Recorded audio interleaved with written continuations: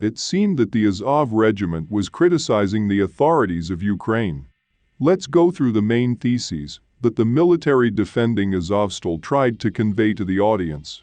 At least, it seemed that they were trying to convey their dissatisfaction with what was happening with Azovstal and the situation in Mariupol in general. The press conference was the inclusion from Mariupol. On it, the deputy of the Azov Commander Regiment Kalina expressed the opinion that the authorities were acting cynically. He called the so-called evacuation of civilians from Mariupol cynicism. And here the viewer may have a question, but the evacuation is in process. That's what everyone says.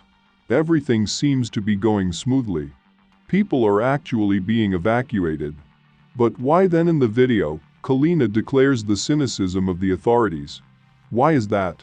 Let's not find out who is right and who is wrong. And let's look at it all from the side of you, the person who listens to this video. After all, you are not likely to be in Mariupol, right? You can be, for example, in Kiev, which at the moment is relatively calm. On the contrary, the deputy of the Azov battalion is at the epicenter of events, on the front line, and sees what is happening, so to speak, from the first person.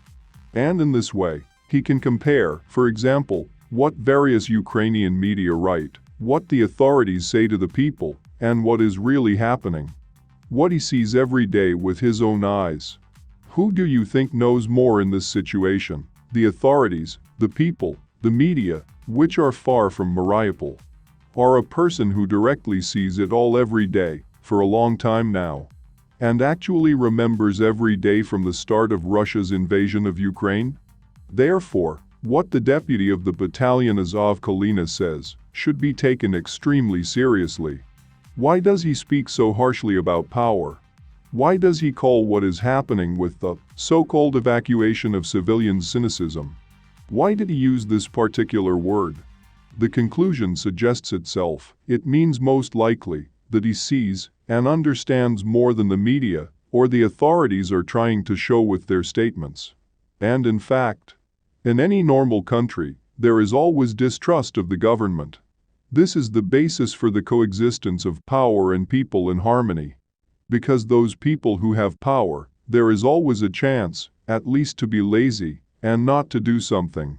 Or to do, but not completely immersed in the process of what the government actually does.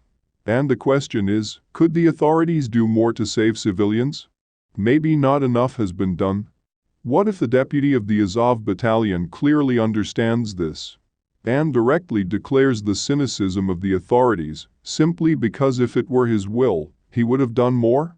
Of course, as a person, one can understand the deputy of the Azov battalion. Imagine yourself in his place. What will you feel if you see around you what the defenders of Mariupol see every day? Wouldn't it break your heart that the government didn't do more for the people who lived or defended Mariupol? Viewers who watch the video should remember that when you evaluate this or that information, think about how you evaluate it. Can you also take into account the point of view that comes directly from those who are, so to speak, at the forefront? Now think about it, and if for a moment imagine that those words about the cynicism of the authorities with the situation related to Mariupol are really cynicism, in the truest sense of the word, as the deputy of commander the Azov battalion claims, then it turns out that this is a tragedy. A tragedy that could have been either prevented or minimized just by someone paying more attention to it. Then, in that case, it hurts to realize. And now we need to try to somehow compensate for what could have been done even earlier in past. Again, we will not find out who is right and who is wrong. Just look at the situation from one side and the other. Thanks for watching.